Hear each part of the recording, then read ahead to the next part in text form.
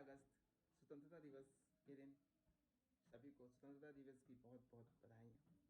जय हिंद, वंदे मातरम। आज प्रधानमंत्री जी ने जो भाषण दिया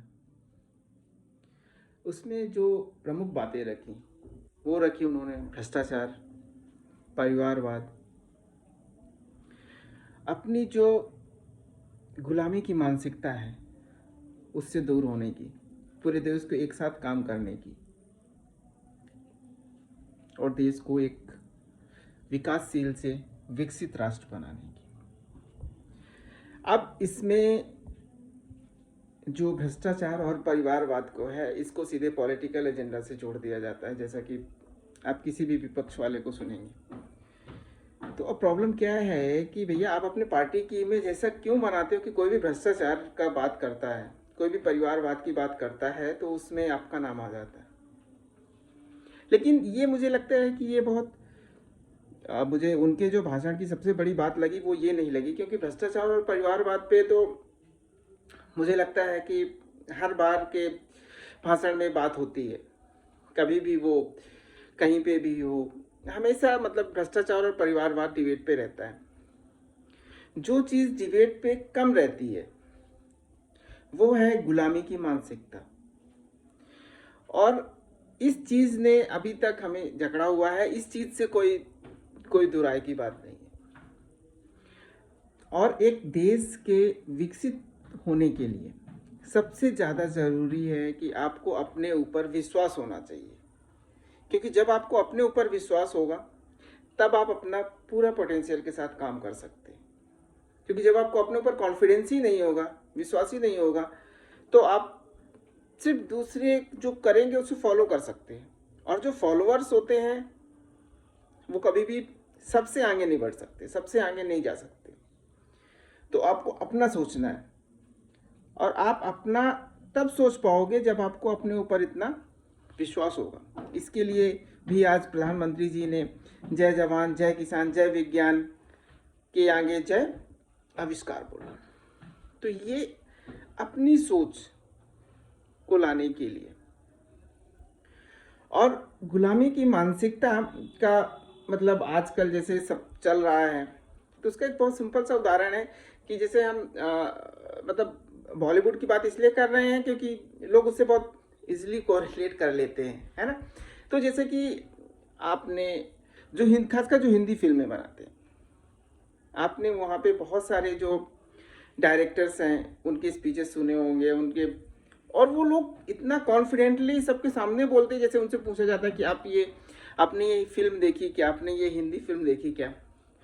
तो डायरेक्टर्स जो होते हैं वो बहुत गर्व के साथ कहते हैं कि नहीं, हम तो हिंदी फिल्म देखते नहीं। अब समझो कि आप हिंदी फिल्म देखते नहीं हो लेकिन आप हिंदी फिल्म बना रहे हो, तो जो भैया आप अपनी बनाई फिल्म स्वयं नहीं देख रहे हो तो आप ये कैसे एक्सपेक्ट करते हो कि लोग देखें आपकी फिल्में।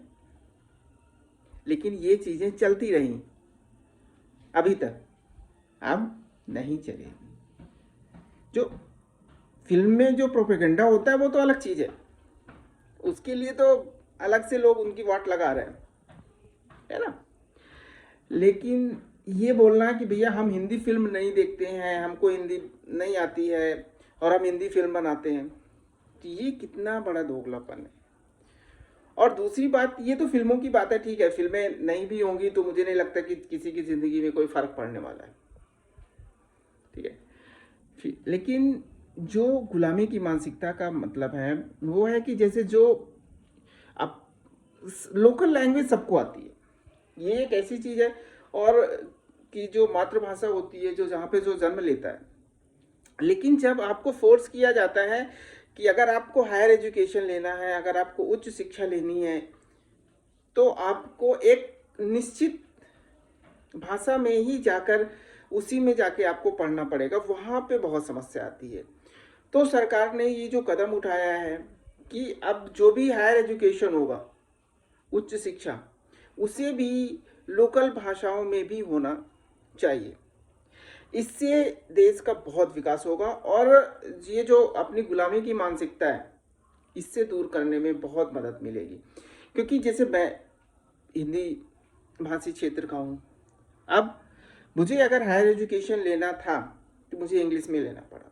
हो सकता है मैं हिंदी में लेता तो ज़्यादा बेहतर करता। इसी तरह बहुत सारे लोग हैं जो तमिल है, तेलुगु है, कन्नड़ है, मलयालम है, या कोई भी जो रीजनल लैंग्वेज है, अगर उन्हें उनकी जो शिक्षा है वो उसी लैंग्वेज में दी जाएगी, उसी भाषा में दी जाएगी, उसी क्षेत्रीय भाषा में दी जाएगी, तो वो ज़्यादा बेहतर कर सकेंगे, वो चीज़ों को ज़्यादा बेहतर समझ सकेंगे। तो इंग्लिश भी एक लैंग्वेज होनी चाहिए, लेकिन ऐसा नहीं होना चाहिए कि नहीं अगर आपको कुछ भी करना है तो अनिवार्य इंग्लिश ही है। नहीं, इंग्लिश एक लैंग्वेज होनी चाहिए। जिसको इंग्लिश में करना हो इंग्लिश में करे, जिसको हिंदी में करना है हिंदी में करे, जिसको तमिल में करना है तमिल में करे, जिसको तेलुगु में, मलयालम में, कन्नड़ में, जिसको उड़िया में, जिस भाषा में भी करनी है वो उस भाषा में करे। तब आप अपने देश का सर्वश्रेष्ठ विकास कर सकते हैं। और अपनी संस्कृति पे गर्व होना, ये भी बात प्रधानमंत्री जी ने कही। लेकिन अभी तक आप जो देखते आए हैं कि मतलब खासकर जो संस्कृति है, अब देखिए जब आप भारत की बात करते हैं तो आप भारत को हिंदू संस्कृति से अलग तो करके नहीं देख सकते हैं। और हमारे मन में हिंदू संस्कृति के लिए कितना हीन भावना भरी हुई है ये किसी से छुपी नहीं हुई है। चाहे बोल दे कि ये लोग तो गोबर खाने वाले लोग हैं, गाय को पूजते हैं, पहाड़ को पूजते हैं, पत्थर को पूजते हैं, किसी को भी पूजने लगते हैं। भैया हम पूजते हैं, इसमें बुराई क्या है? हम किसी को दुख दर्द तो नहीं देने के लिए बोलते ना। हम तो ये बोलते हैं भैया सबका सम्मान करो, सबको पूजो, इससे बड़ी बात क्या हो सकती है। लेकिन लोग इसका इतना मतलब जिसका सम्मान होना चाहिए, जिस विचार का कि हम कंकड़ को भी पूजते हैं, हम पत्थर को भी पूजते हैं, हम नदी को भी पूजते हैं, हम पहाड़ को भी पूजते हैं, हम गाय को भी पूजते हैं, लेकिन इस चीज का मजाक उड़ाया जाता है।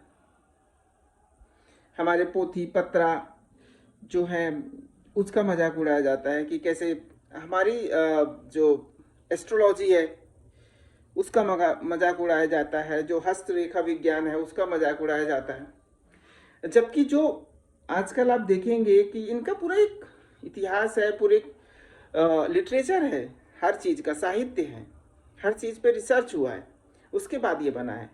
लेकिन ये पिछले 400-500 सालों में इसको पूरी तरह से बर्बाद कर दिया गया है। और जो उसकी बात करता है उसको बोल दिया जाता है ये तो रूढ़िवादी है। लेकिन अब ये माइंडसेट बदल रहा है और पूरी तरह से बदलना होगा।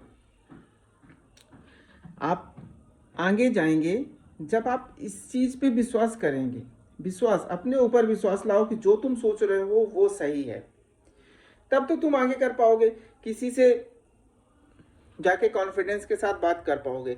नहीं तो पता चला बचपन में तुमने जो सीखा, अब जब तुम बड़े हो गए, कॉलेज पहुंचे, तो तुमने बोला अरे वो तो बिल्कुल ही गलत था, तो तुमको तो फिर से जीरो से सीखना पड़ेगा, है ना।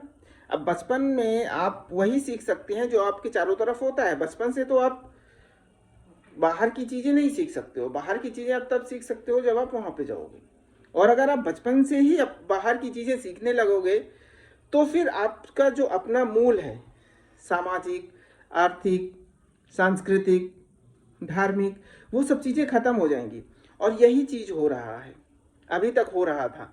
अब हो सकता है प्रधानमंत्री जी ने ऐसा बोला है तो धीरे धीरे हमारे देश में भी जो लोग अपनी विरासत है उस पर गर्व करना सीखें।